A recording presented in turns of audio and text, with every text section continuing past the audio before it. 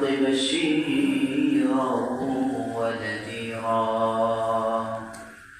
وداعيا إلى الله بإذنه وسراجا منيرا اللهم صل على محمد وعلى آل محمد كما صليت على إبراهيم وعلى آل إبراهيم إنك حميد مجيد اللهم بارك على محمد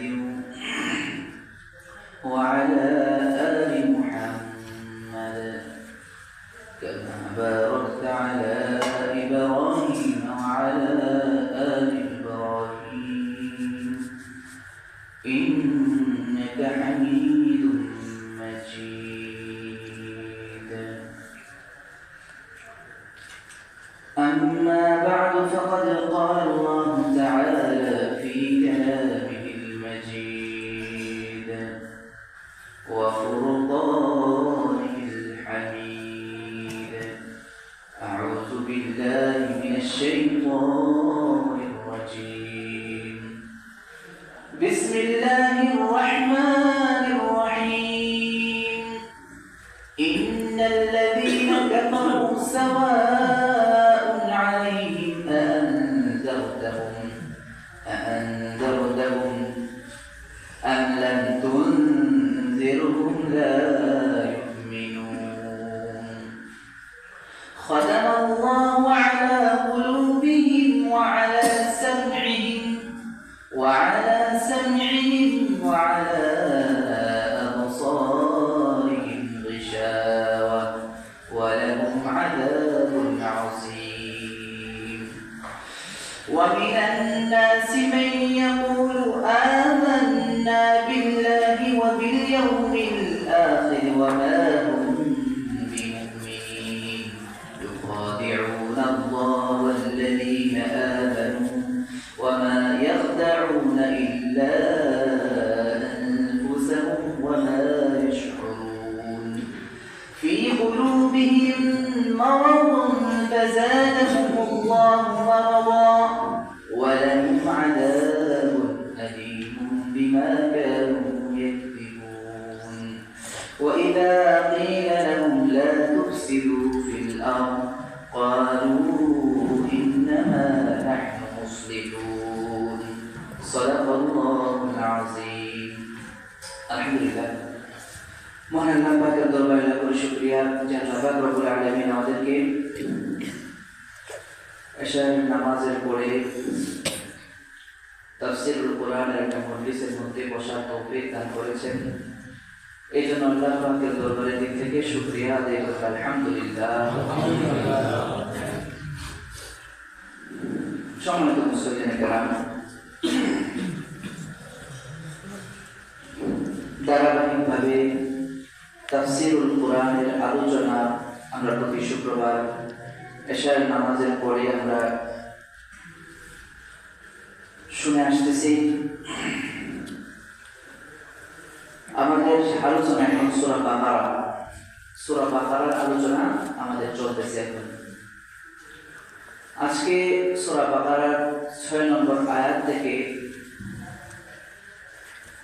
নিয়ে কিছু আয়াত আমি তেলাওয়াত করলাম ইনশাআল্লাহ এই কয়েকটা আয়াতের তরজমা এবং তাফসীর সংক্ষিপ্ত তাফসীর শেষ করে আমি আমার আলোচনা শেষ করব ইনশাআল্লাহ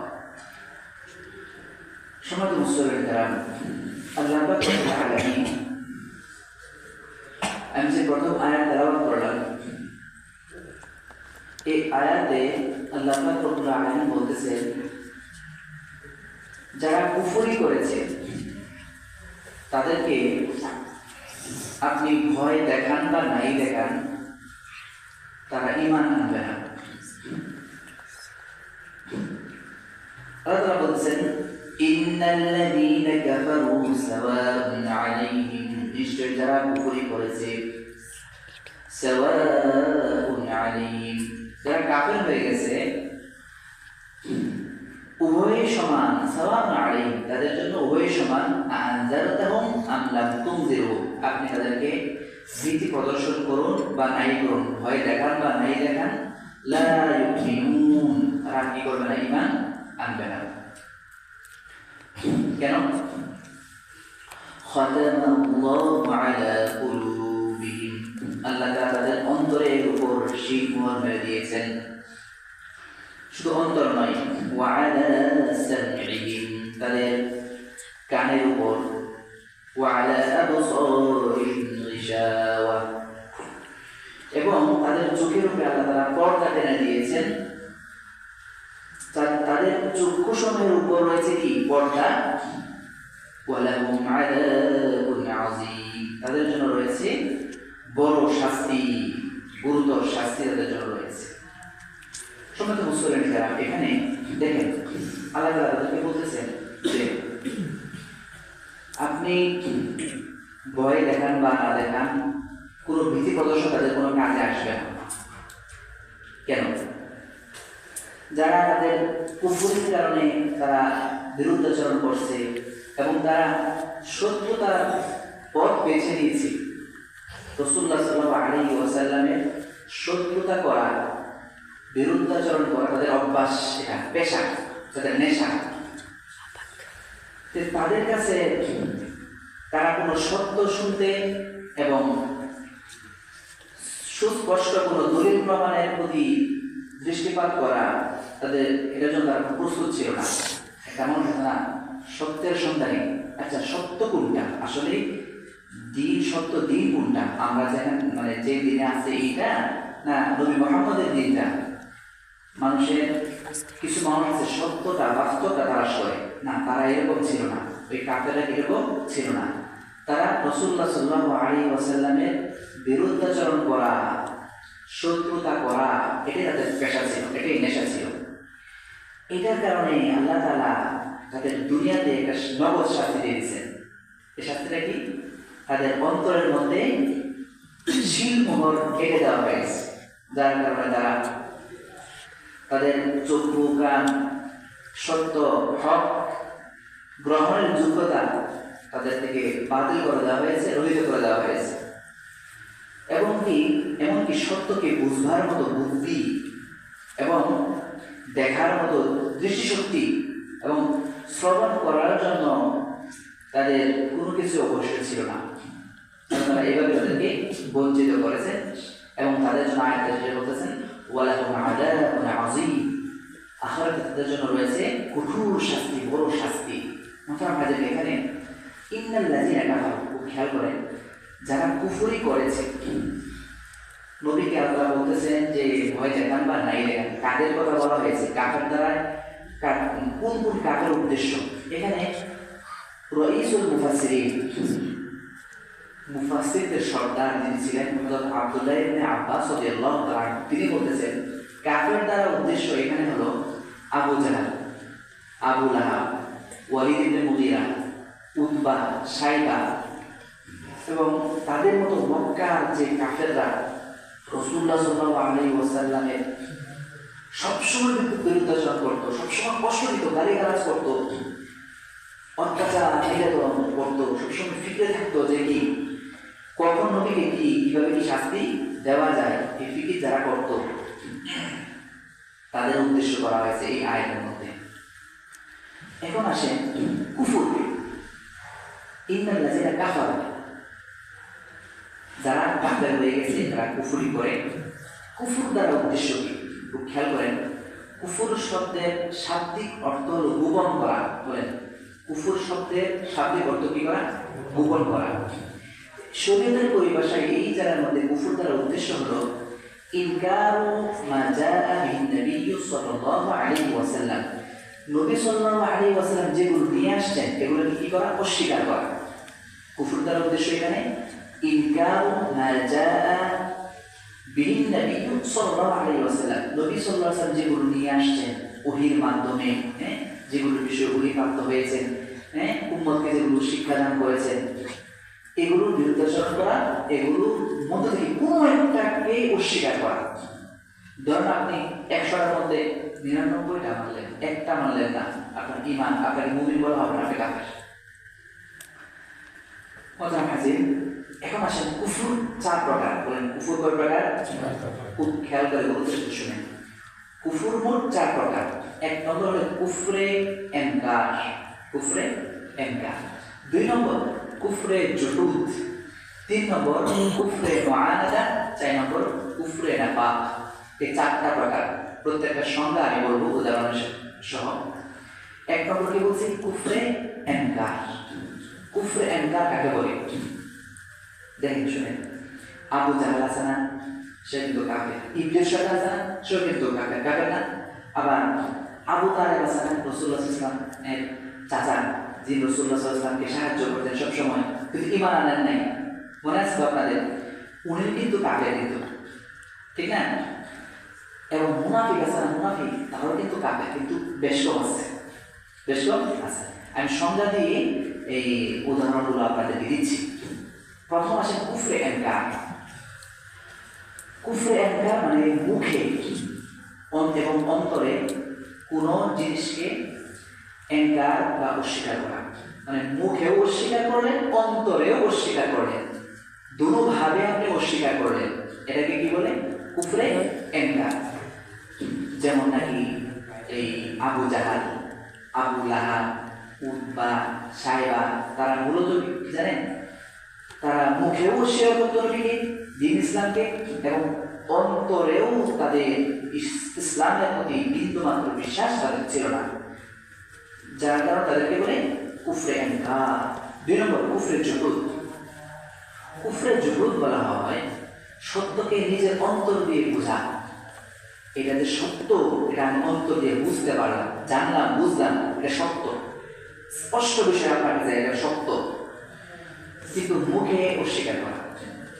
সত্য জিনিসটাকে নিজে চিন্তা দিয়ে, ব্রেন খাটাইয়া বুঝতে পারলাম এটা সত্য, বাস্তব এটা, কিন্তু আমি মুখে এটা অস্বীকার করলাম, এটাকে বলে কুফরে জুহুদ। ইবলিস শয়তান আছে না, এই ইবলিস শয়তান হচ্ছে কুফরে জুহুদ, সে এই প্রকারের কাফের আর কি। হ্যাঁ, কারণ দেখেন ইবলিস শয়তান কিন্তু সব কিছুই জানে, তাই না? সব ইবলিসের চেয়ে বড় আলেম কিন্তু পৃথিবীতে কেউ নেই। কারণ ইবলিস জান্নাত দেখছে, জাহান্নাম দেখছে, সরাসরি আল্লাহর সাথে কথা বলছে, আর কি লাগে নাকি? বলে আদম আলাইহিস সালামের সৃষ্টি দেখছে, তারপরে অনেক কিছু সে দেখছে, সে সব জানে, সব বুঝে, কিন্তু সে মানে না। এটাকে বলে কি? জানা বুঝা, সত্যকে অন্তর দিয়ে বুঝা, কিন্তু না মানা, অস্বীকার করা, এটাকে বলে কুফরে জুহুদ।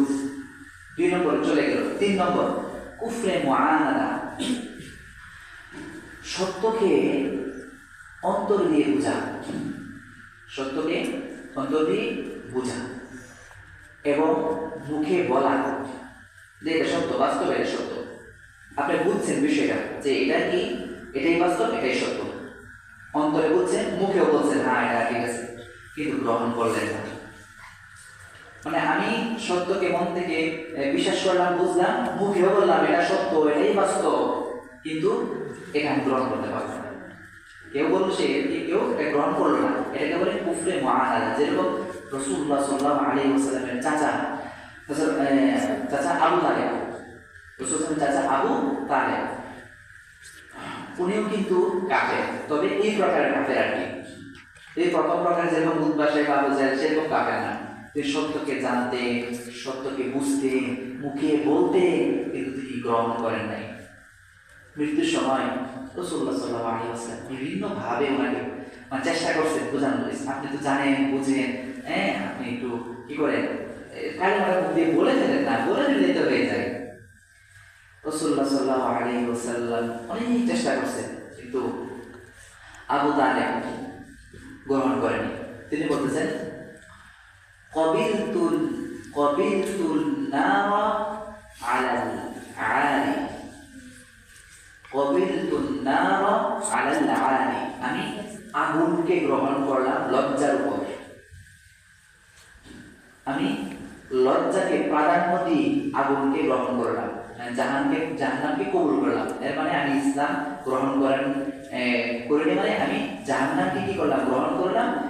এর উপরে কাকে প্রাধান্য দিয়ে এই লজ্জাকে। কারণ আবু তালেব সে এই চিন্তা করলো যে আমি যদি জীবনের শেষ প্রান্তে যদি আমি ইসলাম গ্রহণ করে দিলে বাপদাদার ধন্যবাদ দিয়া, তাহলে মানুষ তো আমাকে বলবে কি সারা জীবন বাপদাদার ধর্মী ছিল, শেষ পর্যায়ে আইসা মুসলমান হয়ে গেলাম। লজ্জা না, তার জন্য লজ্জা এটা আর কি সে বলতেছে।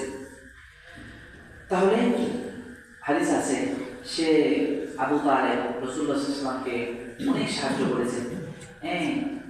এই সাহায্য করার কারণে মুখে বলছেন, কিন্তু অস্বীকার গ্রহণ না করতে করার কারণে জাহান্নামে যাবেন, কিন্তু জাহান্নামের একটা শাস্তি তাকে দেওয়া হবে যে জাহান্নামের জুতা আছে না, আগুনের জুতা পরিধান করে দেওয়া হবে। এই জুতা এই আগুনের তীব্রতা গরম এরকম বেশি হবে, তীব্র হবে যে এই মগজ টকবক করে থাকবে। এই শাস্তি তাকে দেওয়া হবে, অন্যদের তুলনায় কমাই দেবে আর কি আলাদা। যাই হোক, তাহলে কুফরের 4টা প্রকারের 3 নম্বর চলে গেছে। 4 নম্বর প্রকার কুফরে নেফাক।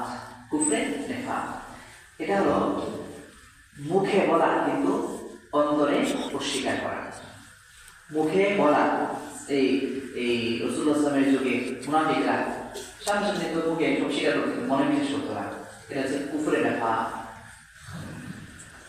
তাহলে কুফর আমরা কয় প্রকার পাইলাম বলেন? 4 প্রকার। সবগুলো বলছেন তো আপনারা?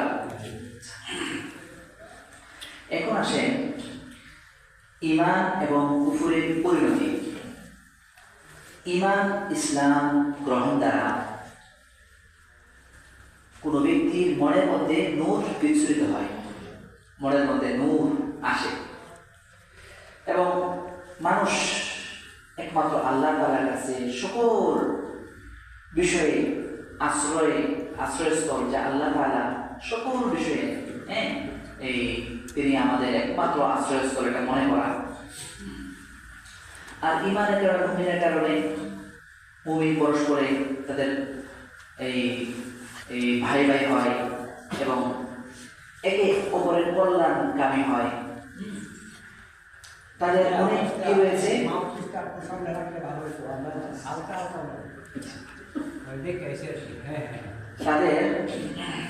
তাদের জন্য আল্লাহ বড় পুরস্কার রেখেছে, জান্নাতুন তাজরি মিন তাহতিহাল আনহার। তাদের জন্য রয়েছে নেয়ামত ওয়ালা জান্নাত, যে জান্নাতে দরজাতে নহর সমুদ্রে থাকবে। যাই হোক, তবে কেউ যদি কুফরি করে, কুফরিটা মূলত হলো এক প্রকার একটা ভ্রান্ত একটা মতবাদ। ধরেন কেউ যদি কুফরি করে, অন্ধকার তাকে গ্রাস করে ফেলে, পরিণতিতে তার ধরেন সমস্ত জিনিস অন্ধকারের মধ্যে চলে যাবে এবং সে দুর্বলতার কারণে তাকে কাপুরুষে পরিণত করবে এই কুফরে, এবং শেষ পরিণামে তাকে তার এই অন্ধকার আত্মাকে অন্ধকার আগুন দিয়ে তার পুরস্কৃত করবে। এটা কুফরের পরিণতি। এখন আসে আমরা যে এই আয়াতের মধ্যে আমরা অর্থ জানলাম যে রাসূলুল্লাহ সাল্লাল্লাহু আলাইহি ওয়াসাল্লামকে আল্লাহ তাআলা বলতেছেন আপনি তাদেরকে ভয় দেখান বা নাই দেখান, তার মানে উপদেশ দেন বা নাই দেন, তারা ঈমান আনবে না। যে উপদেশ এই কেন দিচ্ছেন, কেন দিচ্ছেন, কেন? আসলে উপদেশ দেওয়া এটা সর্ব অবস্থায় উপকারী। যে উপদেশ দিবে, উপদেশ দেওয়ার পরে যাকে উপদেশ দেওয়া হয়েছে সেই উপদেশ না মানলেও যে উপদেশ দিচ্ছেন সে সওয়াবের ভাগী হবে। তাহলে লাভ হইল না? উপদেশ দেওয়ার পরে লাভ হইল না? লাভ থেকে খালি নয়। মোহতারাম হাজরিন, এখানে দেখেন আরেকটা বিষয় এই আয়াত থেকে বুঝতে পারি আমরা। দেখেন, যারা কুফরি করেছে, ঈমান আনলো না, তাদের একটা শাস্তি আল্লাহ তাআলা দুনিয়াতে দিয়ে দেন। তাদের মূল শাস্তি কিন্তু আখিরাতে। যারা কুফরি করে, ঈমান না আনে, মূল শাস্তি কোথায় বলেন? আখিরাতে। এখানে দুনিয়াতে নগদ একটা শাস্তি আল্লাহ তাআলা দিয়ে দেন। এটা হলো এই দুনিয়াতে আল্লাহ তাআলা তাদের নিজেকে সংশোধন করার মতো সামর্থ্য তাদের ছিনিয়ে নেন। নিজেকে সংশোধন করতে পারে না, কারণ তাদের কানের মধ্যে, অন্তরের মধ্যে আল্লাহ মোহর মেরে দিচ্ছেন, চোখের উপরে পর্দা দিয়ে দিচ্ছেন। শাস্তি, নগদ শাস্তি। এই শাস্তির কারণে তারা সত্য কোনটা বুঝতে পারে না। এটা একটা বড় শাস্তি না? আপনারা কি বলেন? একটা বড় একটা শাস্তি, কারণ তারা বাস্তবতা বুঝতেছে না। এখন আসেন, কোনো কোনো বুজুর্গরা বলতেছেন যে তাদের এই পাপ কাজের নগদ আরেকটা শাস্তি হইল যে একটা পাপ কাজ অন্য একটা পাপ কাজের প্রতি আকৃষ্ট করে। একটা পাপ কাজ কেউ করলো, এই পাপ কাজের শাস্তি, নগদ শাস্তি একটা হইল যে এই পাপ কাজের দ্বারা আরেকটা পাপ কাজের মধ্যে সে লিপ্ত হবে, আকৃষ্ট হবে সে। এটা একটা শাস্তি। হাদিস আছে, যখন কোনো বান্দা গুনাহ করে তখন তার অন্তরের মধ্যে একটা কালো দাগ পড়ে যায়, নুকতাতুন সাউদা, একটা কালো দাগ পড়ে যায় অন্তরের মধ্যে। ধরেন সাদা কাপড় পরছি, আপনার সাদা কাপড় পরলেন, সাদা কাপড়ের মধ্যে কিন্তু ময়লা বেশি দেখা যায়, ঠিক না? একটা দাগ যখন পড়বে তখন দাগ পড়ার সাথে সাথে কিন্তু খারাপ লাগবে না বলেন? তেমনি যারা পাপ কাজ করে প্রথম অবস্থায় তাদের একটা অস্বস্তি সৃষ্টি করে পাপ কাজ, হঠাৎ সাদা কাপড় দাগ পড়লো, খারাপ দেখা যাবে।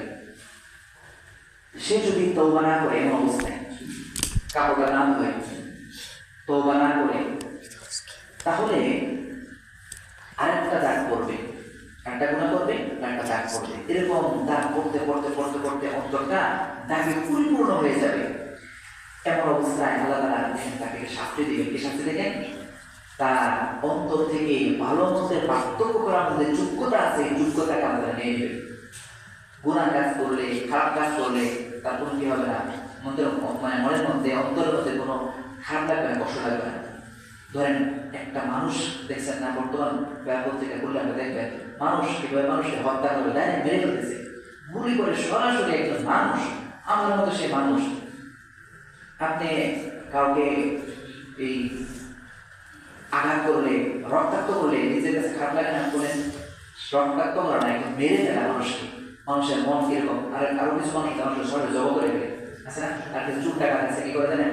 এই কিছু অর্থের জন্য মানুষকে পেটের মধ্যে, বুকের মধ্যে, মাথার মধ্যে যে ঘা মারে, পারে না? বলেন, তাদের মন, তাদের অন্তর কিরকম দাগে পরিপূর্ণ। চিন্তা করে দেখেন, তারা একজন মানুষকে কষ্ট দিচ্ছে, যে গুনাহ, খারাপ কাজ মনের মধ্যে লাগে না। যাই হোক, এখন আসেন অন্তরে যে মোহর মেরে দিলেন, আমরা আগে শুনছি না আয়াতের অর্থের মধ্যে, খতামাল্লাহু আলা কুলুবিহিম, অন্তরের মধ্যে মোহর মেরে দিবেন। এই অন্তরে মোহর মারার অর্থ কি?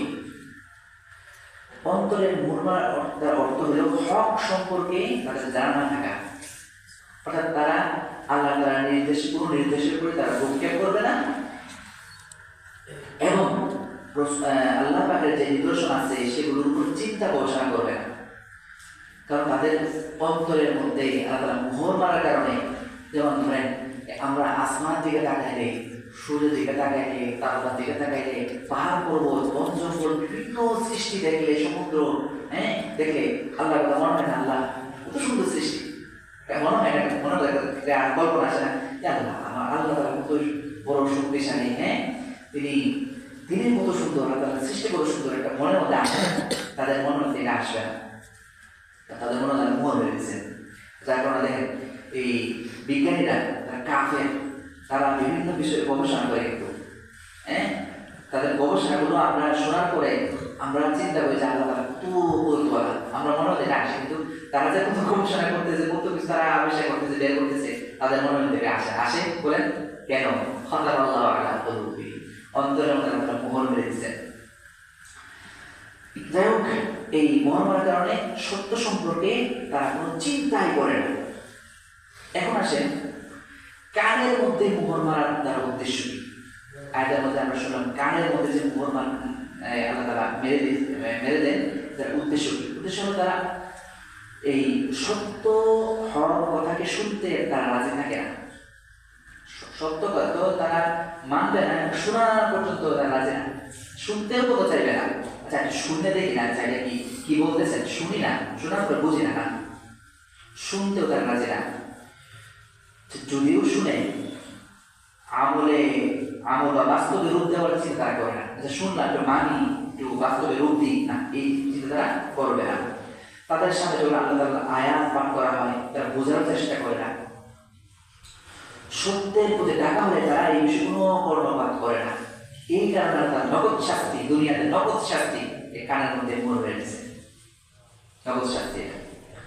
এখন আসেন 3 নম্বর, ওয়ালা আবসারিহিম গিশাওয়া, তাদের চোখের উপরে পর্দা আল্লাহ তাআলা এই পর্দা পড়ে আছে। কারণ কি? তারা সাধারণত দেখেন মানুষকে আল্লাহ তাআলা সৃষ্টি করার পরে তাদের চক্ষু দিয়েছেন না? কেন চক্ষু দিয়েছেন? যে সৃষ্টি জগতের প্রতি দৃষ্টিদান করে, অর্থাৎ আল্লাহ তাআলা যে সৃষ্টি, আল্লাহ তাআলা যে সৃষ্টি করেছেন, বানাইছেন, এগুলোকে দেখা স্রষ্টাকে চেনা, মানে আল্লাহকে চেনা। আল্লাহ তাআলা এই জন্য আমাদেরকে চক্ষু দিয়েছেন, আল্লাহ তাআলা যেন চিনতে পারি। আল্লাহ দেখা যায় বলেন, আল্লাহকে আমরা দেখতে পাই না, কিন্তু আল্লাহ যে জিনিসগুলো বানাইছেন এগুলোকে দেখে আল্লাহ তাআলার বিষয়ে মানে অনুমান করা যায় আল্লাহ তাআলা কেমন শক্তিশালী, ঠিক না? এই চোখে দেখে আল্লাহ কতটুকু বোঝার চেষ্টা করা। কিন্তু তারা এই চোখের মাধ্যমে তারা এই নির্ভুল কাফের মুশরিকরা তারা সৃষ্টি জগতের দিকে তাকায় না, তারা শিক্ষা নিয়ে তাকায় না। দেখে কিন্তু আমরা একটা জিনিস দেখলাম, শিক্ষা দেখে কিন্তু এতে অনেক কিছু বোঝার চেষ্টা করি, বুঝতে পারি, কিন্তু তারা শিক্ষার দেখে না।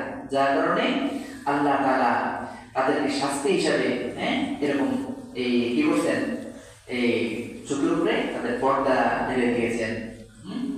আর তারা হেদায়েতের আশাই তো দেখে না।